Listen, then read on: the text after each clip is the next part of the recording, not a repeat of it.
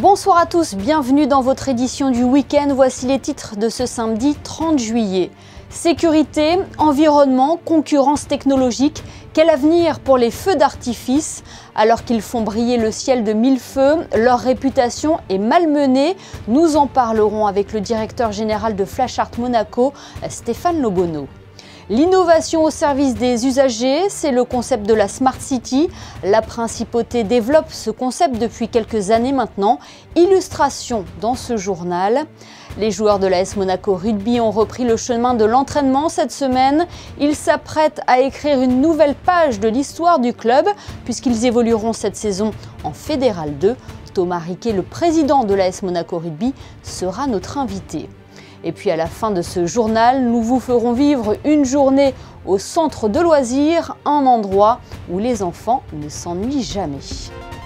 C'est un spectacle à ciel ouvert qui va illuminer le ciel de la Principauté à 2 reprises cet été. Les feux d'artifice sont de retour à Monaco le 30 juillet et le 13 août. S'ils continuent d'émerveiller petits et grands, les feux font depuis débat. La sécurité tout d'abord et leur impact sur l'environnement. Pour en parler, nous sommes avec le directeur général de Flash Art Monaco, entreprise en charge des 2 feux pyromusicaux qui seront tirés en Principauté. Bonsoir Stéphane Lobono. Bonsoir Émilie Rousseau. Les feux d'artifice sont un rendez-vous traditionnel l'été, mais beaucoup de questions se posent autour de leur organisation. Tout d'abord, plusieurs accidents ont malheureusement eu lieu en France dernièrement. Comment on assure la sécurité d'un tel spectacle, Stéphane ?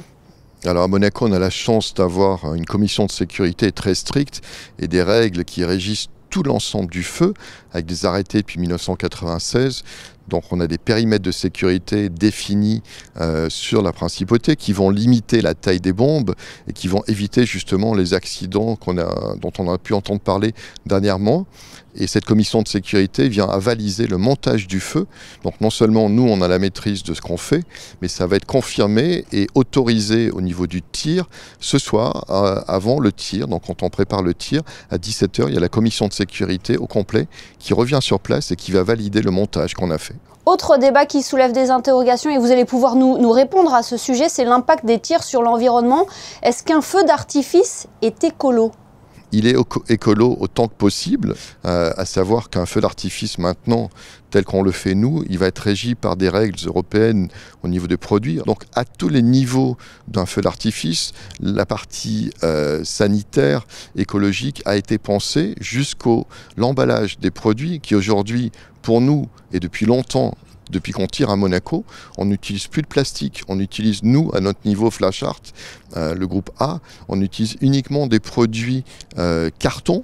Et la fumée que vous voyez, qui était à l'époque, certains feux étaient accompagnés de beaucoup de fumée. C'est plus le cas par rapport à ce qu'on fait aujourd'hui. C'est malheureusement une information réseaux sociaux aujourd'hui qui diffuse des fausses informations. Tout le monde se dit artificier, tout le monde se dit scientifique et capable de mesurer la pollution. Or, c'est pas vrai. Un feu comme ce soir, qui est un très gros feu, ça va être l'équivalent de 4 sacs de 10 kilos de charbon, donc l'équivalent d'une grande fête familiale de barbecue, et ça va être fait dans ce cas cet été 2 fois dans l'année.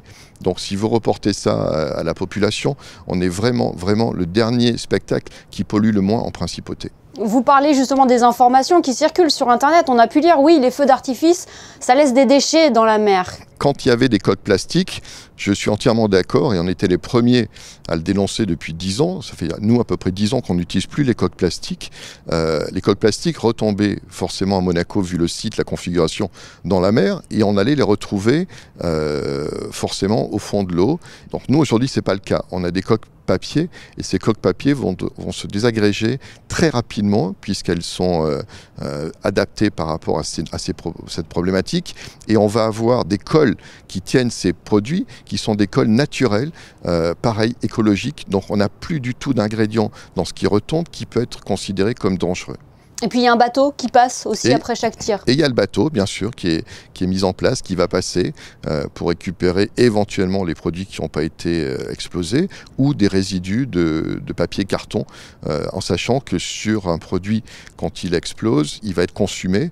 Donc on va retrouver probablement, on peut retrouver peut-être maximum un quart du produit qui retombe au sol.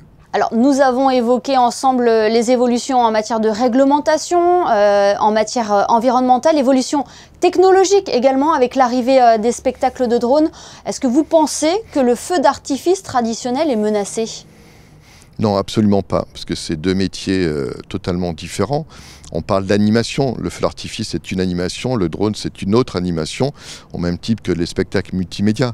Donc nous-mêmes, Flash Art, on a une branche drone qu'on n'a pas encore amené sur Monaco, mais quand on présente du drone, le drone c'est fait pour faire de l'écriture, pour faire de l'image, mais ça n'a pas la sensation du feu d'artifice. Donc le drone peut être vu comme un complément, mais pas comme un remplacement. Le feu d'artifice, oui, ça explose, ça pète, ça illumine, et ça remplit un espace. Je vous dis, c'est le spectacle le plus grand, qui est le plus facile à mettre en place, le moins cher par rapport au drone, parce que le drone a un coût aujourd'hui qui est très élevé encore, et qui va le demeurer, parce qu'il y a beaucoup de techniques.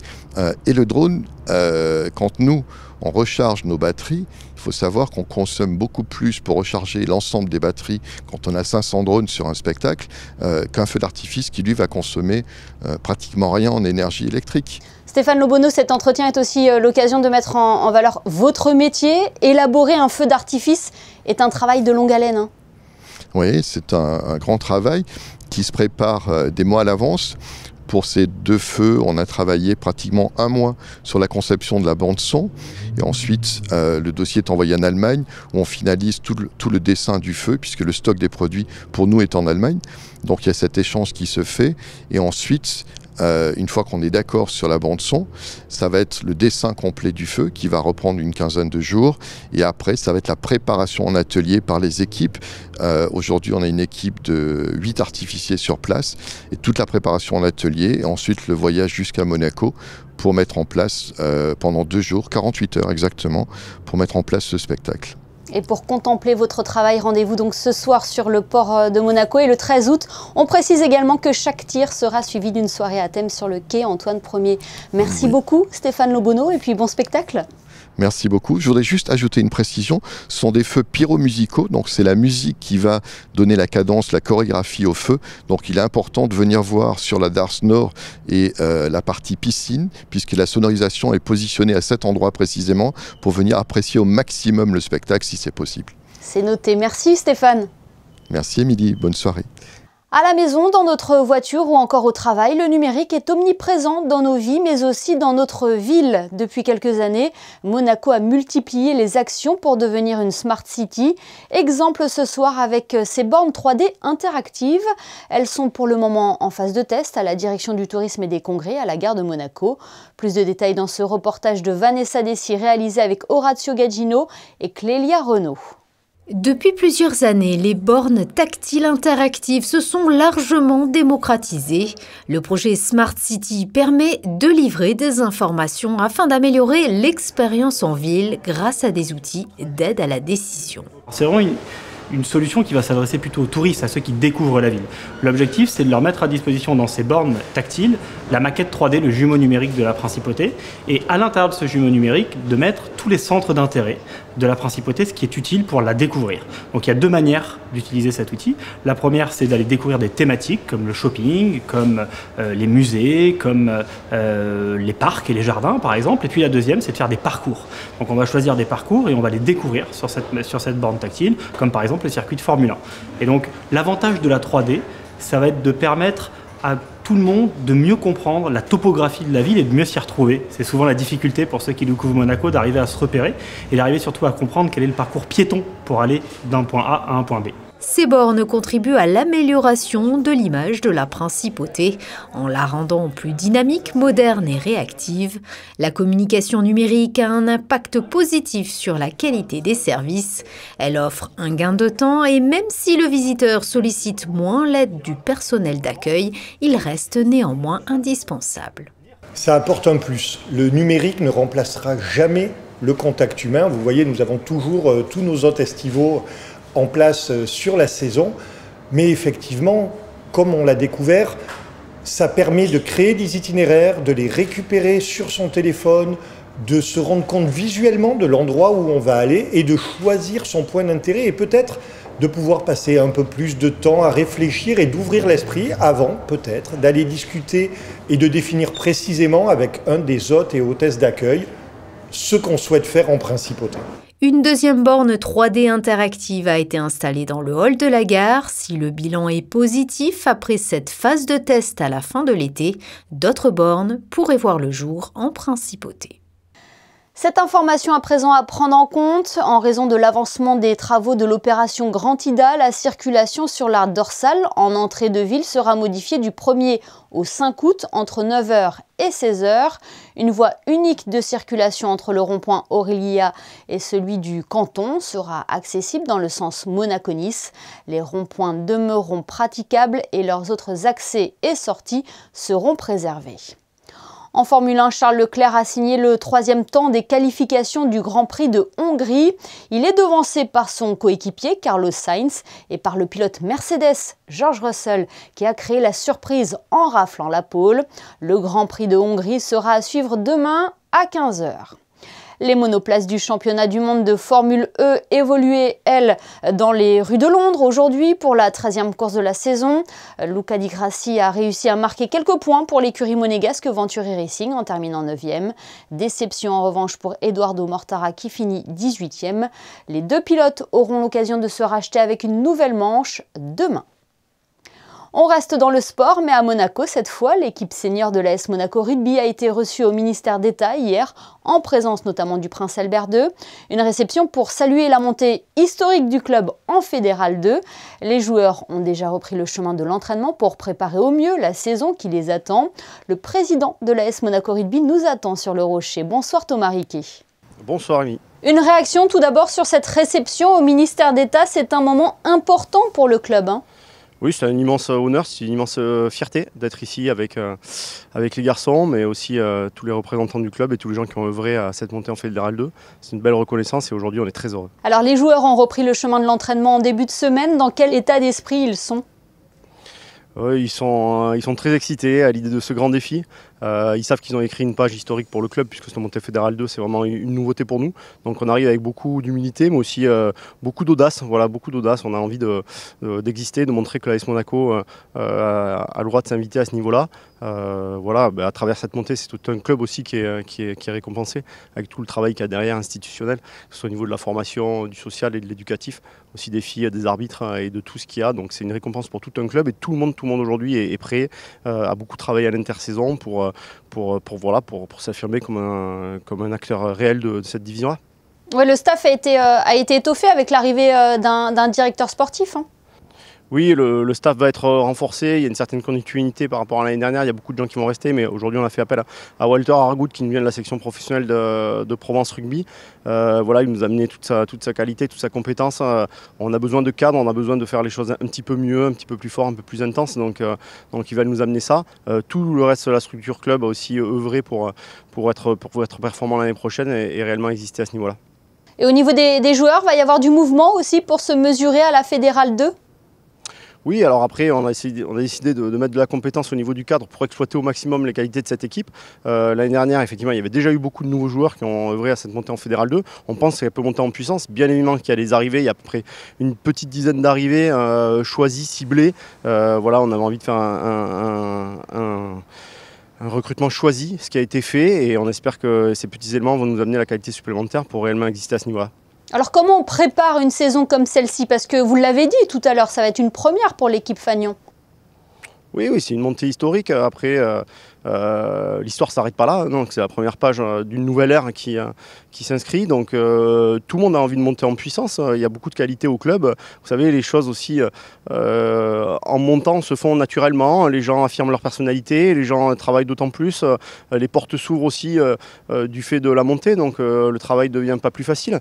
Mais en tout cas, de plus en plus intéressant et enrichissant. Et il y a plein de gens aussi qui sont là depuis un moment dans ce club-là et qui montent en puissance pour œuvrer à ce que ça fonctionne. Alors bien sûr, il y a les infrastructures, bien sûr, il y a un modèle économique qui change, mais pas tant que ça. Aujourd'hui, on est au plus haut niveau amateur, donc on est dans une certaine forme d'équilibre avec des gens qui ont des métiers à côté, mais qui veulent performer à un très bon niveau et donner un très grand spectacle avec une tribune qui va se remplir et des événements en rugby qui sont fantastiques maintenant en principauté.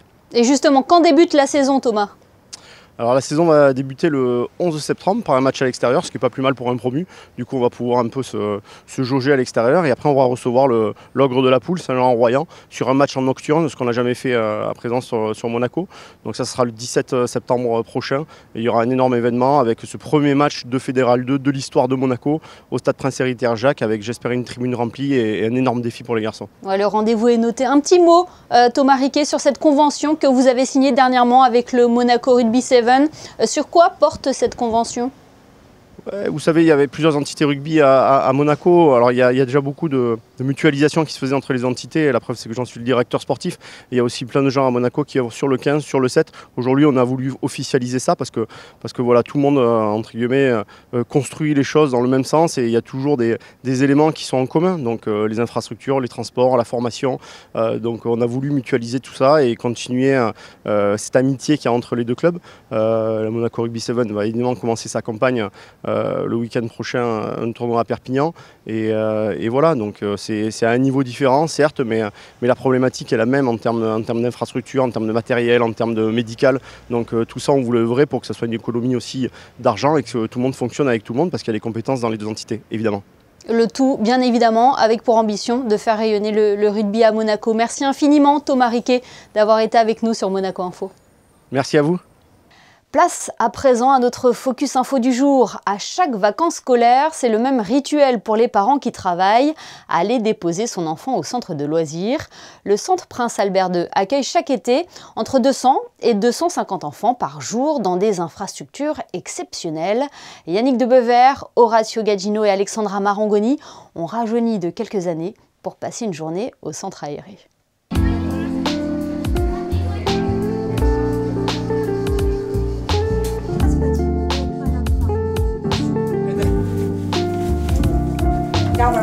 La journée commence tranquillement pour les Ouistiti et les marmottes qui viennent de passer une nuit au centre de loisirs. Chaque semaine, sur la base du volontariat, des enfants peuvent choisir de dormir 3 jours au centre, avec leurs copains mais surtout sans leurs parents. Une manière de les accompagner vers une certaine autonomie. L'objectif du mini-séjour, c'est de les amener à être un peu plus grands. Donc je fais mon lit tout seul, je dois retrouver ma brosse à dents, me laver les dents tout seul. Les animateurs, bien sûr, sont là pour les aider, mais l'objectif, c'est de les faire un petit peu plus grandir. Le soir, c'est eux qui mettent le couvert. Là, aujourd'hui, par exemple, les enfants du mini-séjour vont élaborer leur repas du soir. Donc c'est vraiment l'activité de l'après-midi. Ils vont aussi faire leur goûter pour le reste de la semaine. Voilà, on les amène à grandir un petit peu plus et en collectivité. Et pendant que les maternelles finissent de se préparer, les élémentaires sont déjà sur le terrain prêts à se dépenser. Au programme, aujourd'hui du racball, un tout nouveau sport inventé sur la Côte d'Azur et qui entre complètement dans la volonté de la direction de diversifier continuellement les activités proposées. Le planning est construit vraiment en lien avec les objectifs et chaque activité est réfléchie pour développer l'épanouissement des enfants, l'autonomie, le respect à l'environnement et à l'autre. Le très grand terrain du centre de loisirs Prince Albert II, perché sur la commune de La Turbie, offre un panorama époustouflant avec la Méditerranée en arrière-plan. Les infrastructures permettent d'accueillir confortablement chaque jour entre 200 et 250 enfants, gérés par une grande équipe d'animateurs.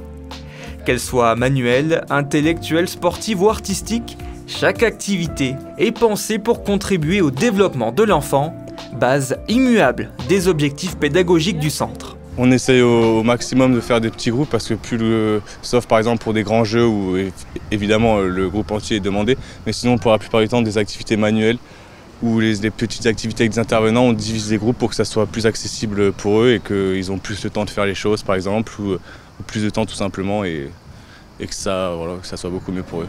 Je viens de chanter la balade des gens heureux. Les années passent, mais certaines choses sont intemporelles. La balade des gens heureux.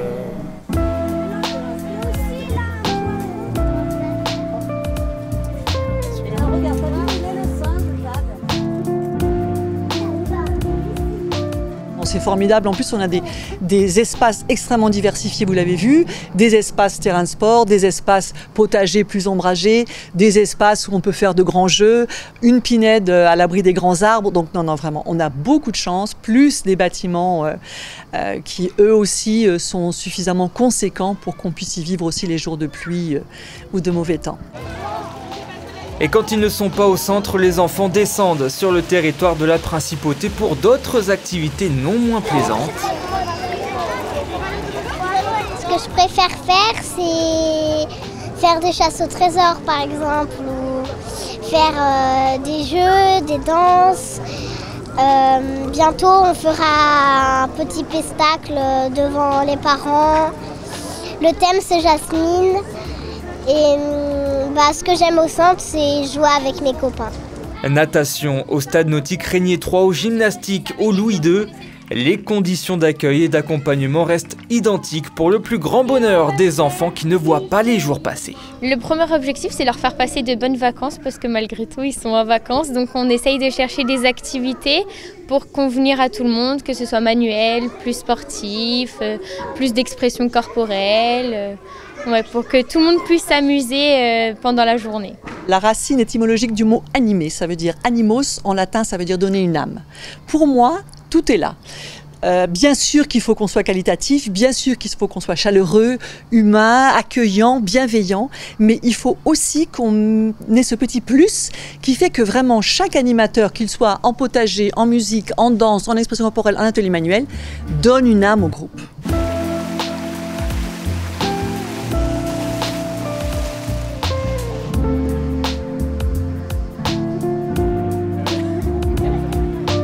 Et après 25 ans passés à la tête du centre de loisirs, c'est le dernier été pour Emmanuelle Farino qui prend sa retraite. Elle laissera derrière elle une équipe à son image, exigeante et dévouée, qui sera toujours là pour les enfants. On va continuer de toute façon dans ces valeurs qui sont là depuis plusieurs années en fait, donc il n'y a aucune raison que ça change. Finalement oui, le nom changera, le nom de la directrice va changer, mais au niveau des valeurs qui seront divulguées au centre de loisirs, ça sera la même chose. Tout ça ne changera pas en fait, puisque ces valeurs sont les nôtres, celles que l'on porte et que l'on va continuer à transmettre aux équipes pour que les enfants puissent en bénéficier. Et voilà, tout ça dans la bienveillance toujours. Voilà pour ce grand format consacré au centre de loisirs Prince Albert II. Avant de refermer ce journal, jetons un coup d'œil aux prévisions météo. Avec vous, Alexandra Pani, quel temps fera-t-il demain, Alexandra ? Bonsoir Émilie, bonsoir à tous. Les degrés continuent de monter en cette fin de week-end. Il fera jusqu'à 31 degrés dimanche, quelques nuages dans le ciel, mais le soleil sera encore bien fort. Le soleil se couchera à 20h57 et du côté des plages, l'eau de baignade est à 28 degrés. Un mercure toujours aussi élevé, n'oubliez pas de vous hydrater en cette période de forte chaleur. Ce journal est à présent terminé, merci de nous avoir suivis. On se quitte en images avec notre photographe Michael Alési qui vous propose ce soir une sortie en mer plus que bienvenue avec cette météo. Passez une excellente soirée sur Monaco Info et à demain 20h pour le best-of de la semaine.